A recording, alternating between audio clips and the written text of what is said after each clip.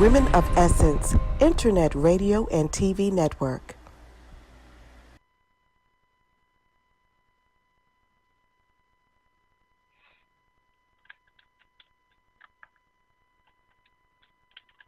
Music failed. Go, guys. Okay.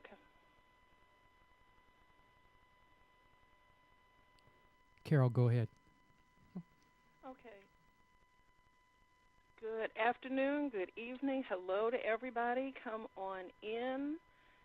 Get settled. I've poured you some virtual tea. Today's tea is going to be turmeric and ginger because it's good for inflammation. Take that little note for you. I'm Carol Moulton, and I am your host today, the host of Tea Time with Carol, and I'm so pleased that you joined us on this holiday weekend. It's a holiday for those of us in the United States. For those of you who are not in this country, it may not be a holiday, but it's a weekend, so it's all good either way. I'm so glad you're joining us. You know, we're continuing our series on fear. We've been talking about fear for the past couple of weeks and how it manifests. Last week, if you missed it, you missed a good one with Andrea Colbert and we talked about how fear manifests internally. You know, the internal factors with respect to fear and how it affects your emotions.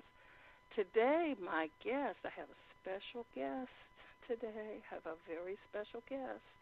And you are definitely going to want to be here for the entire hour as we talk to someone who is very, very special to me. I swear we're related some kind of way. I believe there is something there that, but I think everybody feels that way about this guest because he is humility personified. He is a very, very caring and charismatic person. And if you've had the pleasure to meet him, you won't be able to forget him. And I'm going to bring him on in right now. He is Zane Baker. Zane, you there? Hello, hello. Hi, Carol. How are you? I'm good. How are you? I'm doing wonderful. I am so blessed to be with you in this hour. Well, thank you. Thank you so much for joining us. And I want to tell our listeners a little bit about you. There's quite a bit to your story, and it's very. Zayn was born and grew up in Baghdad in a time that was not very good for his country and for him in particular. He was studying medicine, and some bad things happened when I think I want to let him tell his particular story, but the point of it is there was a lot of external things that happened, and I think Zane could have gone in a very different direction. And so what we're going to unpack for you today is how external factors can come into play in your life and how you can choose one way or another to deal with them. So Zane, would you tell us a little bit about growing up in Baghdad and what that was like? Absolutely. Well, first of all, Carol, thank you so much for inviting me to this show. I've been looking forward to it since you mentioned it to me about a couple of weeks ago. So I'm really excited to be here. And also I'm excited to share my story with your audience and with the Women of Essence community, as it seems to be such an empowering group. So I'm blessed to be here. So well, thank you. My story, Carol, goes as follows. I was born and raised in Baghdad. I actually was born in the middle of a war zone. My entire life I lived inside a war zone, including like my family life, even though my parents tried their best to shield us from all the negativity, the horror that goes on in a war zone. Like even inside the house, there was a mini war zone because that's what was played on the TV. So all day long, like this is what happened here, this is what happened there. So I lived my entire life in that. And one thing that happened to me while growing in that environment, I noticed that I have a choice of what to focus on. So it was literally doing my best to find the silver lining in a very, very, very cloudy situation. And while the silver lining was very faint and it was very hard to see, I held on to the seed of faith that one day I will find that silver lining. And right now, at this current moment in my life, I am living the silver lining because that little seed of faith that was within me as a child has allowed me to continue to believe that there's something better, that there's something bigger than us. And now I get to share this story with hundreds and thousands and millions of people. And it's the story of believing, having faith, and not letting fear control how we live our lives. And growing up in a war zone, you are surrounded by fear all the time. You never know what's going to happen. You never know if you're going to take one step and it'll be a landmine, or take one step and you will be captured because you just were in the wrong side of the street or the wrong side of the neighborhood. So it's been a very tumultuous period of my life, and I lived in that until I was in my early 20s. And as you mentioned, Carol, I was studying medicine at the time. And one of the main reasons I decided to study medicine, guys, is because when I was growing up, I saw so much pain, so much suffering, so much unpleasant events that I decided as a kid, like, the only way I can contribute in a meaningful way is to heal some of these pains and wounds and unpleasant events. And the only way a child would think they could heal someone is by becoming a doctor. So I went to medical school in Baghdad, and I studied for 4.5 years before the war happened in Iraq, and that's when everything stopped. During the war zone, like, everything stopped. No work, no school, no jobs, no nothing. And during that time, Carol, that's when I knew that, talk about a blessing in disguise, because medicine in Iraq, you have to study it in English, because even though Saddam was a dictator, he ensured that medical staff from Baghdad will get the same education as any medical staff anywhere in the world. So I was forced, when I was going to medical school, to learn English and speak it, because that was what the regime wanted us to do. So I mastered English. I was able to speak it. I was able to write it. I was able to communicate through it.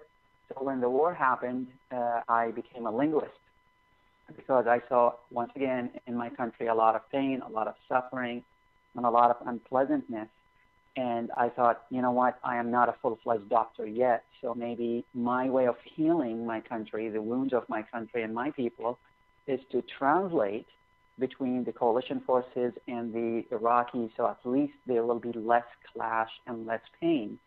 And that job blossomed into a 6 years career, and I worked with some of the most fine men and women from both the Iraqi army and the U.S. Army and other coalition forces. And I was blessed enough that in 2006, after 3.5 years of the war in Iraq, I was blessed to be presented with the opportunity to apply. It wasn't even a guarantee, but I got the opportunity to apply for a special visa. They called it a special immigration visa. And it was for people who are in a very endangered situation, who have served with the coalition forces in Iraq. And I was one of the few people who got the chance to apply for that. And that's when I actually met my currently business partner and best friend, Jeffrey Hand, and he helped me with the application and with everything. And it took a couple years, so from 2006 when I applied until like late 2007 when I got the approval that I was approved to come to the United States.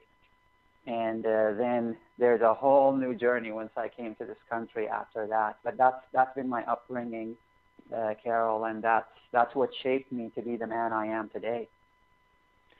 That is, Zane, that is, horrifying on one level, that you had to live in a way where, I just can't imagine, every time you step outside of your house, not knowing if you're going to make it back, in one piece, and not knowing, who's a friend and who's an enemy, and what danger lurks right around the corner. So how does that impact you on a daily basis? I mean, what do you, it sounds really simplified almost, when you're looking back at it. But when you're going through it, how do you manage without, completely losing it? One thing, Carol, that all of my family, they always wondered, like, why you are such an old soul. My dad used to say that to me all the time. Because even when I was a kid, I always wondered, like, why our country is going through that. We must have, like, done something in the past to deserve this. So anyway, what my dad used to say is, like, Zane, your thinking is of an old soul. It's like you've lived lives multiple times. And I was like, I don't know. I'm just a kid, and I'm just wondering. So one thing that I used to say whenever something terrible happens is, like, there is a purpose behind it. We might not know it. We might not see it. We certainly might not know why it's happening to us right now, but there is a purpose. And the only way for us to see that purpose is to just go through the event, because you can only find the purpose of a specific event or the reason behind a specific event when you're looking at it from after it's happened. You cannot see the purpose or the reason while it's happening or before it's happening. And that's what kept me going, is like, there's a purpose, there's a reason, you don't know what it is. And so it's like, once again, it's that little seed of faith within me. And when I say faith, guys, I am not speaking like a spiritual faith or like believe in a specific God or entity. I'm speaking like there's that inner calmness within the heart that makes you just feel that there is something out there that is looking after us and that is taking care of us. And that little seed of faith continued to germinate for 20 plus years as I was growing up in Iraq. And thankfully, it allowed me to see things from the perspective of, yes, it's happening. Yes, it's terrible. Do I wish that I am not in the middle of that? Absolutely. But there is a reason why I'm going through this. And when I will figure out what that reason is, I will look backward at these events as a blessing, because it allowed me to grow to be the person that I am. And it took almost 27 years before I knew what the purpose was for me, like surviving multiple wars, seeing a lot of tragedy and pain, losing a lot of important people in my life. And it took me almost 27 years, to be exact, to know the reason. And I will share the reason with you guys later in the show. And when I found out about that reason, I was like, oh my gosh, this is a true testament of when you're going through a stormy season, when you're going through a tumultuous time of your life, don't focus on the situation itself, but simply know that this too shall pass. And when it does pass, and you held on to that seed of faith within you, you'll be able to actually turn that situation into a cause that allowed you to grow, into a reason why you are the strong man or woman that has went through that situation, instead of a victim that lived through it. I think that is so, I think that's the key, Zane, honestly, because I know that when I've been in difficult situations before, it was very difficult to see outside of the situation. There was like you had blinders on, and you could not see past, that situation. You couldn't even see to the next day. It was so for someone who, is maybe facing the loss of a job, or facing the loss of a relationship, or something that they consider really, life-changing, and they're in the middle of it, what would you say to them today, very specifically, to have them be able to take the blinders off? That's actually a very good question, Carol, and I'm so glad you asked it. One of the things that I do, and Carol knows that, is I do like transformational work with a lot of people. And it is actually to go into the eye of the storm of whatever situation that they're in and truly transform our thinking of it, which will lead to a transformed action within the situation. So for anyone who is listening, guys, if you are in a situation where you are in a relationship that is just not the best for you, or you are experiencing the loss of an important person or a loved one or a job, make sure that you don't let the situation define who you are. Because we are meant to go through life and certain situations in order to grow, but we are not meant to be defined by the situations we were going through. So a simple example is if you lost your job, let's say the economy is not the best and you lost your job, or your boss is not a very good person and they just have a specific vendetta against you, whatever the situation is. So instead of immediately blaming yourself like there is something wrong with you, like it is your fault, like you have done this to yourself, simply notice that this is a situation. It has nothing to do with you as a person. And don't let that situation define your self-worth. Don't let that situation define how you're going to move forward. What I noticed, Carol, is a lot of times what people do is, let's say they got fired from a job or they lost a job. They haven't even been fired. They define the rest of their life based on that specific situation. Oh, I lost that job. I must be not worthy enough. I must be not good enough. And I'm like, what made you realize that? Because the loss of a job should not define who you are as a man or as a woman. And I love to do empowerment work with women in specific, because where I grew up, Carol, in the Middle East, women were not treated very, very well. And one of the things that I vowed to do when I was a child is to empower women across the globe, and especially women from my own country, to notice how evolved they are. I mean, a woman is the reason we have life. Without a woman, we cannot bring life to earth. And so whenever I am talking to people, I'm like, yes, men need evolution. Women need awakening because they are already evolved. They bring forward life. Anyway, I kind of went on a tangent there. That's okay. It's perfectly okay. Thank you. Carol is used to my personality. I tell a story within the story. Right, but that's fine. But when I do the deep work, the deep transformational work with men and women, I always tell them, do not let a specific situation define who you are as a person. Because, Carol, just look at me as an example. Can you imagine if I defined my self-worth by all of the pain and the suffering that I went through? Mm-hmm. I would have killed myself. I would have literally just put a bullet in my hand and said, it's done. I am worthless. No God, no human, no one cares. Why should I care? But because I believe that there is a purpose for the suffering that I went through, because the suffering I went through, Carol, is what enabled me to be the strong man I am today. There is nothing I can see or face that will phase me out. Nothing. Mm. And I mean nothing. Mm. And when a situation hits, I'm like, you know what? There is a purpose, just like for the hundreds and thousands of other situations I went through. And that enables me to keep going on in life, knowing that my self-worth, what I can contribute, how I change the world and make my own, create my own legacy is not defined by circumstances, how people treat me, the loss of a job or a relationship or whatever, because you are God's best creation. And when you believe that, there is nothing that can stop you. And I mean nothing.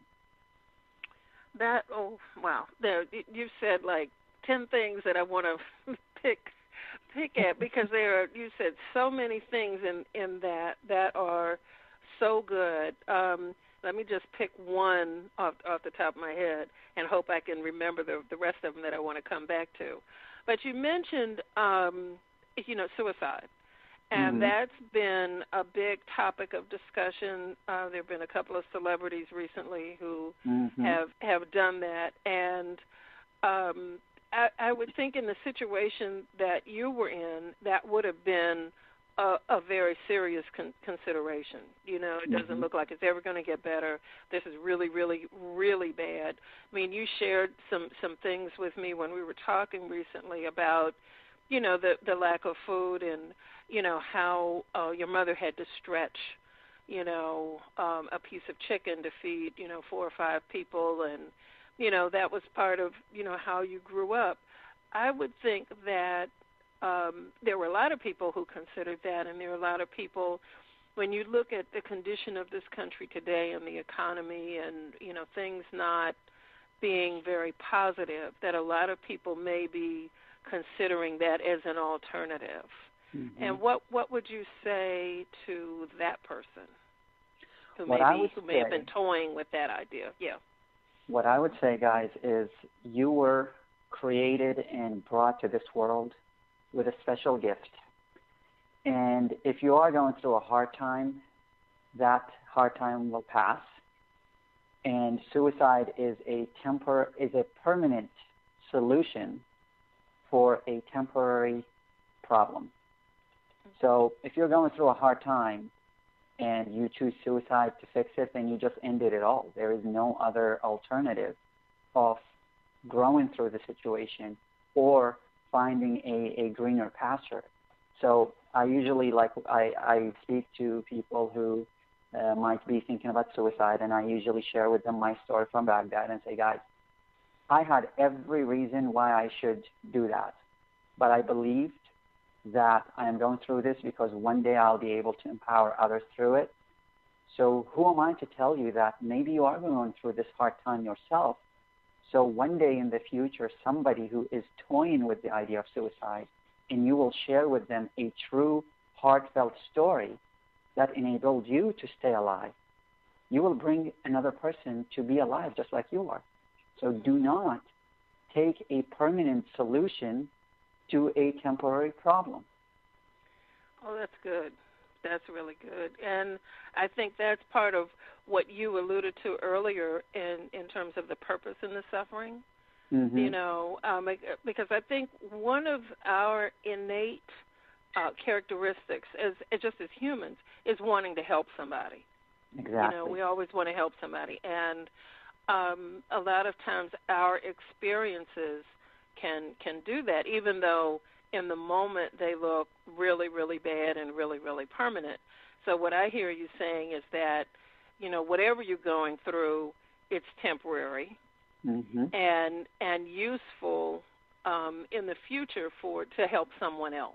Exactly. That's what I'm getting. Wow, that is awesome sauce. That's really great. What else? There were so many things that you said in there. And you also mentioned a special affinity that you have for women. Mm-hmm. Can you talk a little bit about the work that you're doing in that area and just share a little bit? Because I think women have particular issues in the workplace and all that. And how do you work with women? What would that look like for you, or for a woman who maybe want to work with you a little bit further? Absolutely. So, Carol, what sometimes happens, especially when you're a transformational coach, you get clients who are going through a specific journey of their life. And especially when it comes to women, like some of the stories that I hear is, I am facing, the glass ceiling. I am not excelling because I'm a woman. My spouse, my kids, my husband, my partner doesn't see me for who I am. And I usually say to these ladies, the other party's feeling of you is irrelevant. How do you feel about yourself? That's what's the most important thing. So for a woman to truly awaken, that's why I shared earlier, I believe with all my heart that all women are already evolved because they bring on forward life. So for a woman to awaken, she must accept her powers. And guys, we're not talking about magic and fairy tale stuff. No, we're talking about each woman has within her the power to accept herself the way she is, regardless of how society dictates that she should be, how religion dictates that she should behave, how people, men and other women dictate that she should become. When a woman accepts her power and centers herself in that power by saying, I am a divine being that was created that can bring forward life, and I don't care what other people or what society think of me, then guess what? When you do that, that's when the most awakened women of the world come forward. People like Oprah, people like Malala, people like Maya Angelou. These women, they endured a lot of suffering and pain, but they knew within themselves that their powers are within, and no one can take that power. And when a woman accepts her power in that way, no one can stop her. No one. I've seen women build companies. I've seen women face terror. I've seen women lift cars to rescue their kids. You know why?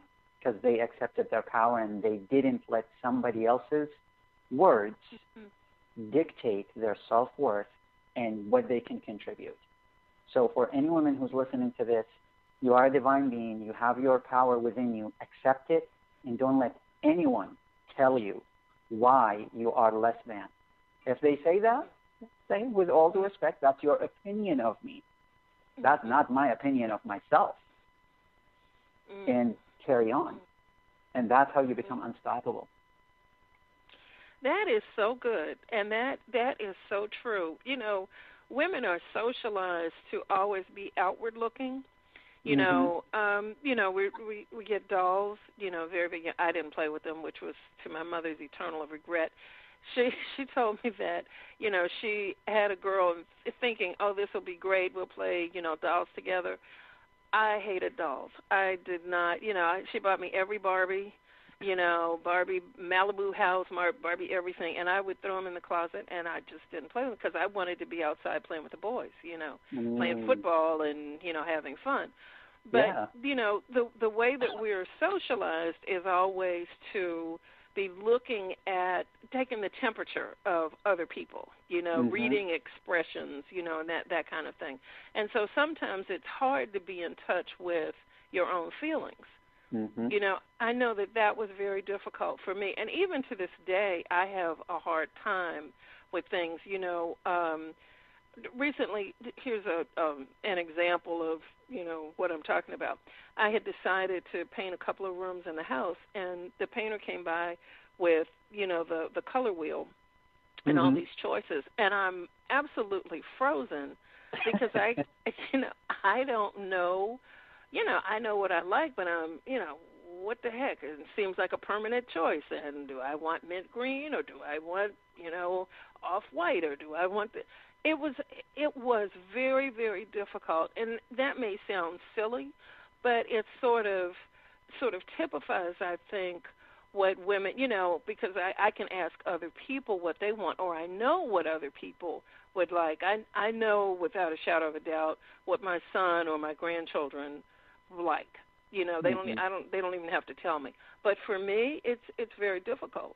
You know, it's just one silly example, but you know, it sort of typifies what I'm talking about in terms of women not always being in touch with their own power and with their own likes. You know, because we're always serving other people. Yeah.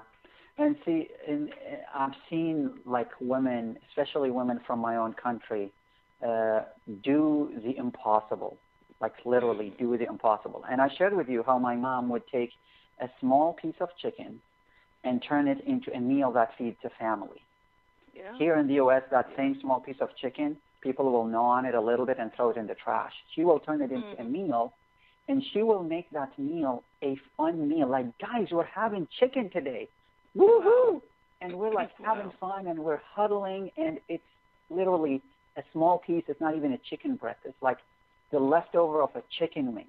She turns it into broth. She puts it with other vegetables. She puts it on top of rice, and she makes it a family meal. She could have easily said, kids, we're poor. We don't have money. This is not chicken. We're not having a meal. But she stretched it and turned it into a meal that to this date, I remember the times when my mom turned literally like lemon into lemonades. Multiple situations. And even my dad loves my mom and treats her like a queen. And my mom came from a very wealthy family, but she fell in love with a not very wealthy man. And so she gave up everything that she was used to be with him. And my grandfather is a very well-educated man, and he believes that money is not everything. So he accepted my father the way he is, and he was like, if you treat my daughter with honor, I don't care if you're a king or if you're a peasant. I don't care. And so my grandfather and father had a really amazing relationship. But I saw my mom like literally turn multiple situations where my dad was actually like technically losing it. And she was like the voice that was like, Ali, that's the name of my father, it will be fine. We've been through worse than this. This is nothing. And it could be like a situation worse than what we went through before, but because she was saying it with such conviction, my dad actually believed, and he was like, yeah, you're right. And she said, let's go pray. That's the best thing to do when things are not good. Just pray. We don't know why it's happening. We don't know what's the purpose behind it. Let's just go pray. And she literally disengages his mind from whatever things that's going through. And women in the Middle East in specific, I know that they are not treated the best, and that's like the generality, but within families they are like revered as the holder of the place. My mom and my aunts all are very strong women, and they installed within us, the boys, the importance of honoring our own women. Because she said that right now I'm your mother, but in the future that woman you'll have could be your wife, could be your daughter, could be your coworker, and if you don't honor her, how could you honor yourself? And so that's like my story when it comes to like empowering women, because I always remember my mom and how she can turn a small piece of chicken into a meal that feeds a family and make us feel like we are the richest people in the world. Wow. Wow. That is wonderful. And I guess that sort of underscores exactly what you were talking about when, you know, your mother could turn a negative situation and your father sort of, you know, you going kind of, you know, off about it, and she turned to prayer. You know, so that's, you know, another tool for the toolbox.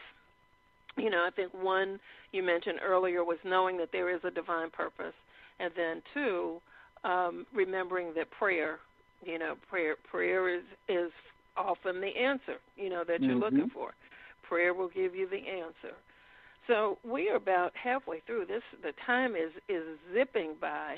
So we need to pause for a second for station identification, and Women of Essence Radio and TV Network is very kindly creating this space for us. So we're going to give them a moment, and then we'll be back in about 2 and 2. Sweet.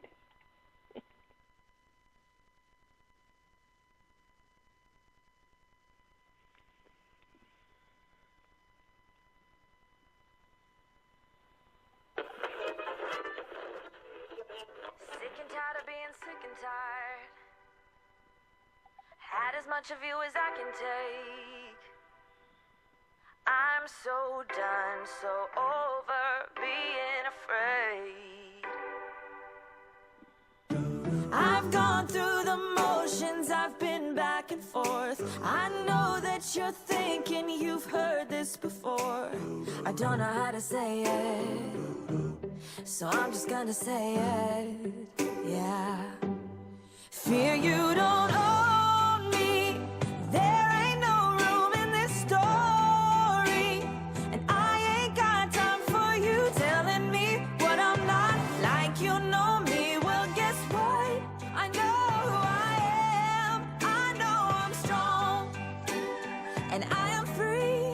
Got my own identity. So fear you will never be welcome here. Take a minute, let it settle in. You probably never saw it coming. Something's gotta give, so I give up you. Oh, there's no room for you here. Yeah, I've had enough. The no And if you haven't heard that song before, it's called The Breakup Song. And it's talking about breaking up with fear, which I think is just an awesome, awesome thing to do. I think sometimes we get very comfortable with fear, and we end up spending too much time and worrying about it and thinking about it, and we get real fixated on it. But in this song, she's saying, you don't have any hold on me anymore. I'm done with you. So I'm breaking up. I'm breaking up with you, and we are done. Zane, you have any thoughts about breaking up with fear? Absolutely. See, guys, I believe there are relationships that you can salvage, but the relationship with fear is not one of them. That's good. So if you have that relationship with fear and you treat it with the utmost respect, then my invitation for you here today is to simply cut the ties right here on this show immediately, because the relationship with fear leads to nothing good. It's based on fear, and fear is just a trick that our brain plays on us whenever it wants us to conform in a specific situation. So I have a very funny relationship with fear. Whenever I feel fear, I immediately sense, especially within me, I must do something about this, because the fear is just something reactionary in the brain. And when it comes to breaking up with fear, guys, there is no easy way of breaking it. Honestly, there is no breakup that is easy. But with fear, I have a metaphor that I share with people, which is the annoying roommate metaphor. So fear is like an annoying roommate. You know that you cannot afford the rent by yourself, and you know that the roommate is annoying too. So you kind of have to create some sort of a relationship that can easily be severed when the time is right. So if you look at your relationship with fear as, you know what, fear is there to make sure that I pay the rent, and we're still using the metaphor. So if fear is there to make sure that you are doing your homework, or you're staying active, or staying healthy, or doing something that you're afraid, I'm afraid I might get out of shape if I continue to eat all this stuff. So you go and work out. So if you cultivate this relationship with fear as the annoying roommate feeling, which is it's there to serve a purpose, but when it's time, you can easily say, it's over. I make enough money, I can afford my own rent. Then your relationship with fear becomes very, very evolved. So you're no longer using fear as why you're stuck, why you cannot do something. You use it more of a motivator. So whenever I sense fear, I immediately think, okay, what is this fear motivating me to do? Why is this fear showing up in the first place? And then reverse engineer it, and that's when you break up with fear without even fear knowing, because you already broke through it. Does that make sense, Carol? I love it. I absolutely love it, and I think that sometimes we fear, mm-hmm. And we're afraid of really facing it. But what I hear you saying is face it, full on, square in the face, and say, okay, you're here temporarily, so you're serving your purpose. You're helping me pay the rent. But at some point, I'm going to be able to get on my feet, mm-hmm. and I won't need you paying the rent, and Exactly. I'll be able to kick you to the curb, and Yep. I'm looking forward to that day. But while you're here, continue, keep your side of the house clean, pay your rent, and, we're good. But you're just here temporarily. This is not permanent. Exactly. Yeah. Right. That's the way So to treat it. Yeah. Right. Because otherwise you'll be paralyzed.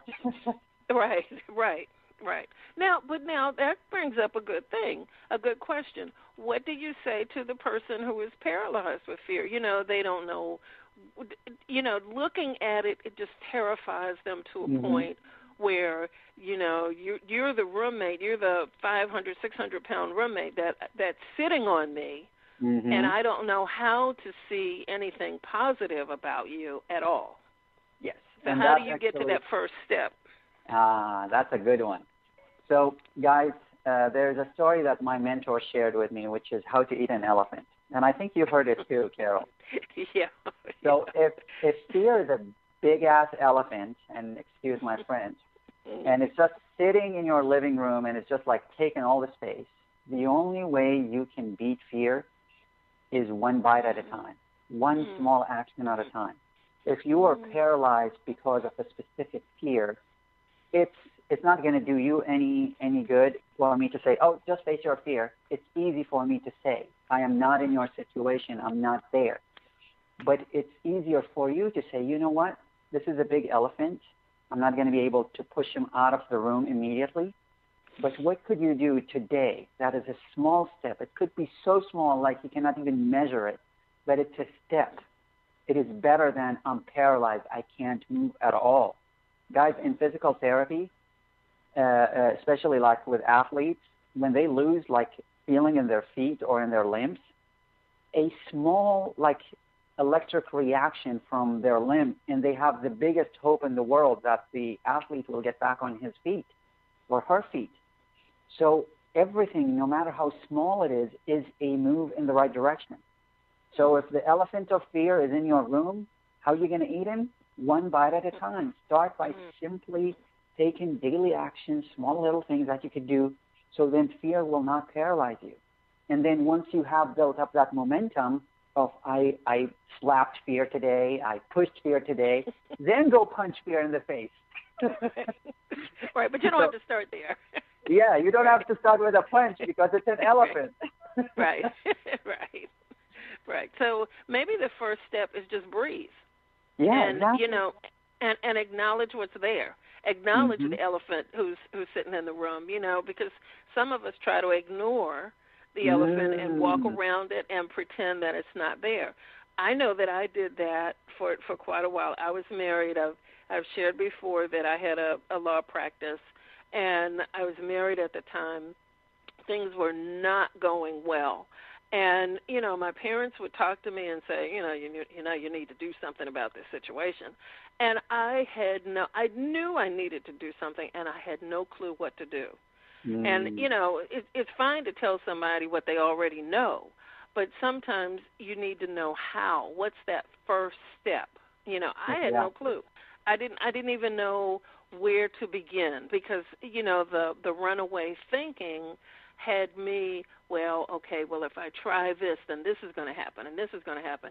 And I just went down this garden path, you know, of not knowing which way to turn, you know. And so I ended up with a grand mess because, of course, things didn't get any better. So part of it is, I think, just being brave enough and courageous enough and tap into that courage that we all have, that we think we don't, but we do. And just start taking one, you know, that first step, one little step, you know. So that's good stuff. That's good stuff because it will not get better. Definitely will not get better, you know. And you know what I love, Carol? You just had a major breakthrough for all of the listeners, which is sometimes all it takes is you acknowledging the fear in the first place for you to start working on releasing the fear. A lot of times we have the fear and we don't even want to admit that it's there. And that doesn't serve us and doesn't add value to our lives. So we continue to be identified by the fear. So I really appreciate what you did there. It was amazing. Oh, well, thank you. Thank you. I appreciate that. But it was, well, you know, I'm trying to save somebody from, you know, all the knocks upside the head that I got by you know, living in this bubble where everybody could see the problem, and I pretended that it wasn't there. You know, I pretended that everything is fine, everything is great, it's wonderful, blah, blah, blah, tiptoeing through the tulips, and, you know, everything was caving down around me, and I just, you know, as long as I pretend it's okay, you know. So there were a lot of reasons for that, but, you know, if I can save anybody from going through that, you know, because the unknown was just so scary for me to even look at, much less try to do anything about, you know. And so I think that's why I've stayed on this subject for so long, and I think we're going to continue to try to pull it out, because I think a lot of people are here, right where we're talking about, where you've got these internal fears, or the external factors, I think are the ones that are easily recognized. But when you've got a relationship that's crumbling, or a job that's ending, or things like that, and they're impacting you on the inside, you don't always know how to address. How do I fix this? What do I do? And it's not always easy to try to figure it out, But there are ways. There are ways. I don't want anyone to feel like, they don't understand my situation. My situation is different. No, boo-boo, no, it isn't. No, it's no different. Solomon said there is nothing new under the sun. So, and he said that, 3,000-4,000 years ago.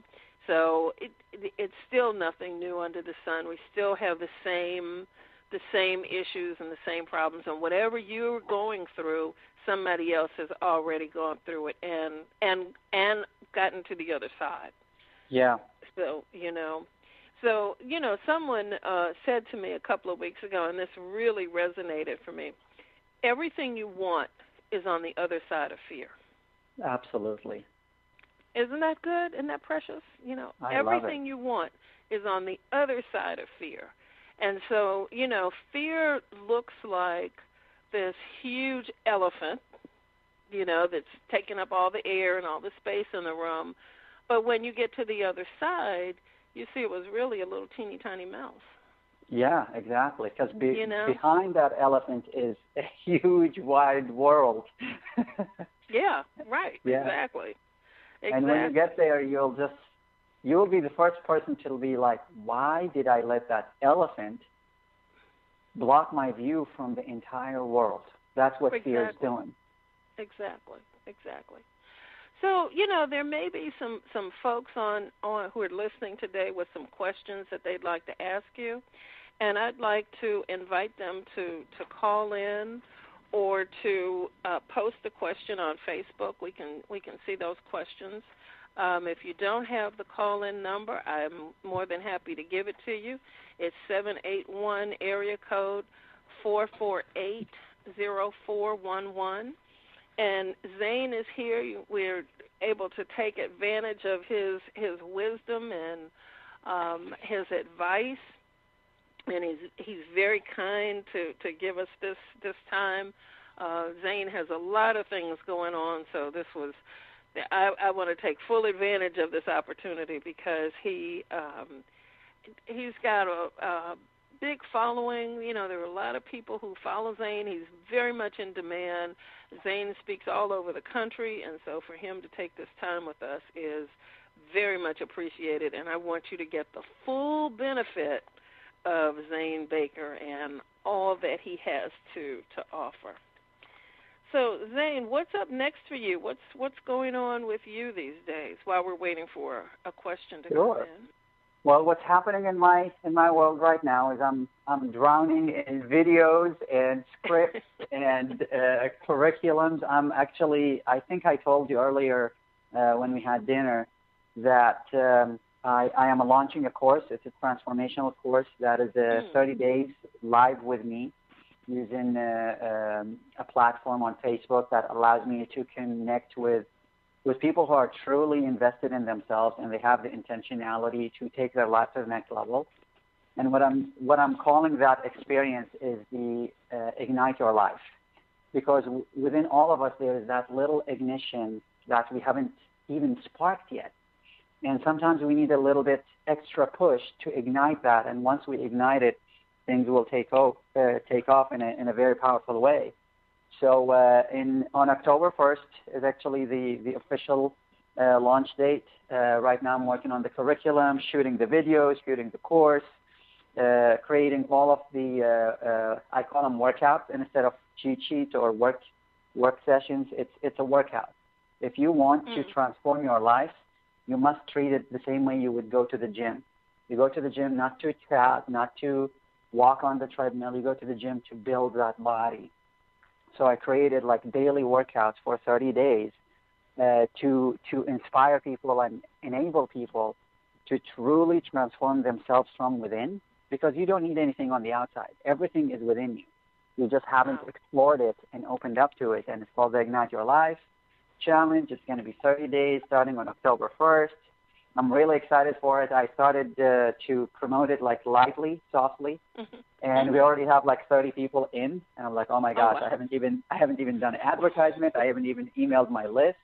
It was just me talking about it to my Facebook following, and it's going to be quite an experience. I expect 2,000 people by the time it's all said and done. And what I'm excited about, Carol, is those 2,000 people, they will be transformed, and the ripple effect from them being, there is no best version of us. We are the best version of who we are at this current moment in life. But there's always a new version of us that we haven't found yet, we haven't explored, we haven't grown into. And this is my mission from this 30-day Ignite Your Life Challenge, is to open people to the new self within, the evolved, the awakened self, the self that knows that he or she are capable. And I'm really excited. It's one of my passions. It's a passion project. It's been brewing for the past 7 years, and I've always let the elephant in the room win. Yes. And this time I was like, you know what? It's now or never. But also in the past few years, I was really focused on building my company, building my following, building my audience. Now that I have that, now I'm ready to take a few weeks off to literally build the curriculum that I feel will be my legacy. It sounds wonderful, and it sounds like it will really, truly be life-changing, if people submit themselves to the process. And exactly. I've seen what you can do. I've seen you in action, so I know what you're talking about, and I know what is definitely possible if people choose to do that. We have a question here for you, and this one came in to me. Someone who wants to be anonymous, and we wouldn't use anyone's name anyway. But the question is about regret. And I'm going to let you answer this one. What do you do if you are fearful, but you also regret mistakes of the past? How do you get past that? Guys, when you go through a period of life where you've done things that you're not very proud of, instead of feeling regretful, simply just acknowledge that through that process, there was something that you needed to learn, so you don't repeat that thing again and again and again. I'll use an example that I used to do when it came to the topic of money. When I grew up in the Middle East, I was always surrounded by lack of money, lack of security, lack of, you name it, I've seen it. But specifically to the topic of money, I held on to the belief that if I make money, it's just going to go, because that's what happens always. So guess what? I always lived from that space. And I was always regretful when I was like, oh my gosh, here we go. I'm going to make some money and it's going to leave just as fast as it came. And the minute I acknowledged that, there's something broke in that feeling, in that belief. And I started to stop regretting that I even made the money in the first place, and started acknowledging it takes passion, it takes power, it takes true determination to make the money in the first place. So I stopped the regret cycle. And whenever there's something you are regretting, it means you haven't healed from the situation itself. And the situation, it doesn't matter what it was. If it's causing you to feel regret, it will keep you stuck in that situation for the rest of your life. Because if you're regretful of a specific thing, you will never go and do it. Because you're regretful, it might cause the same experience or the same thing. And that's my take on regret. I live my life with no regrets now. I can't say that I lived my life like that my entire life, but this is my way of living now. It's like if I made a mistake, it didn't work out, no regrets. I learned something and I move on. That is so powerful, and I think that will resonate for a lot of people, especially people who are out of integrity about money. Mhm. You know, I had a friend one time who called me, and she said that she had spent all of her money, and including her rent money, in the dollar store. Wow. One time, yeah, and because you go in the dollar store and you think, well, it's just $1, but It adds up. you spend, you buy 1,000 things, it's now $1,000, not $1. But it's just resonating for me that I think we do that. We just burn through the money because we think we don't deserve it. Mhm. We think that we have bad feelings about money, or we associate having money with bad characteristics. If you have money, you're not a good person because good people don't have money. Whatever it is, we have a lot of messed up thinking connected with money, and so I really like you putting that together. That there's something that's not healed. Yeah, in your exactly. life, there's some work that you need to do if you're looking at something in your life with regret. That's awesome. That's powerful. Yeah, and the wow. the healing process is from within because the experience is yours.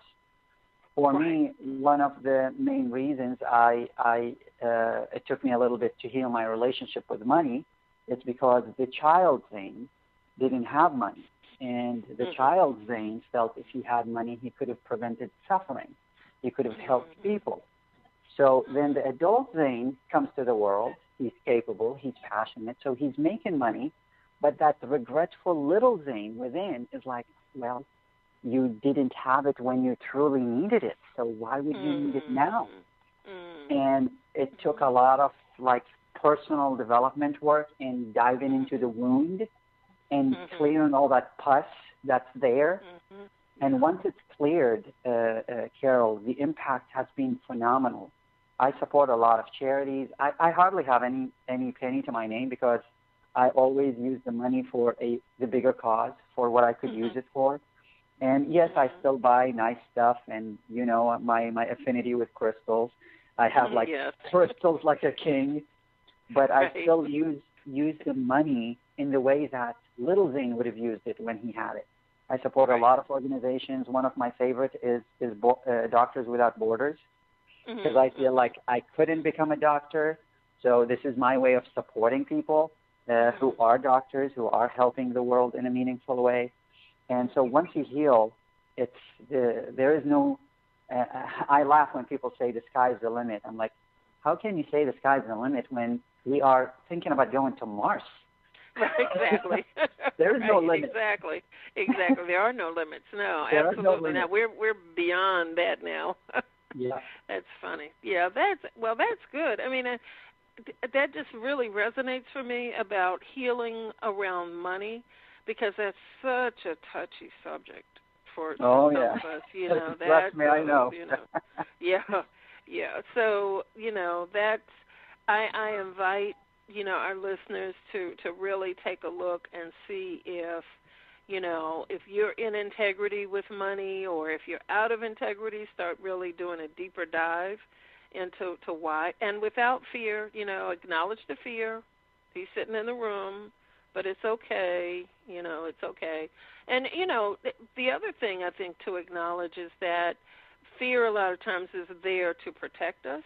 Yeah. And so it's fine to say, thank you. I appreciate, that you were here to protect me, but I don't need you anymore. Mm-hmm. Remember the roommate, the annoying roommate. Exactly. So thank you for coming. But you've overstayed your welcome. So you can go now. So I don't believe, but the time is almost up, and Zane, I don't know where it went. It just zipped by. Are you saying it was almost an hour? Yeah. Oh my gosh. Yeah. Do you believe that? Sounds like 20 minutes. I know, but no, it is. We've got like 1 minute left. So in this last minute, I want to thank you and acknowledge you, first of all, for maybe you're not a doctor who heals the physical, but you are a doctor who deals with the emotional and the spiritual. And I don't know if you've ever thought about it that way, but, I think there was some healing that has gone on today, for me personally, definitely, and I think our listeners as well. So, Zane Baker, I wish you the absolute best as you go forward in all of your endeavors, and especially this course that you're developing that is going to go far beyond the 2,000 people that you're planning. It's going to go way, way, way beyond that. I really appreciate that. So thank you from the bottom of my heart. Thank you for this hour today. I love you. I love the listeners. And we're going to see you next time on Women of Essence Radio and TV Network for Tea Time with Carol. Thank you all, and goodbye.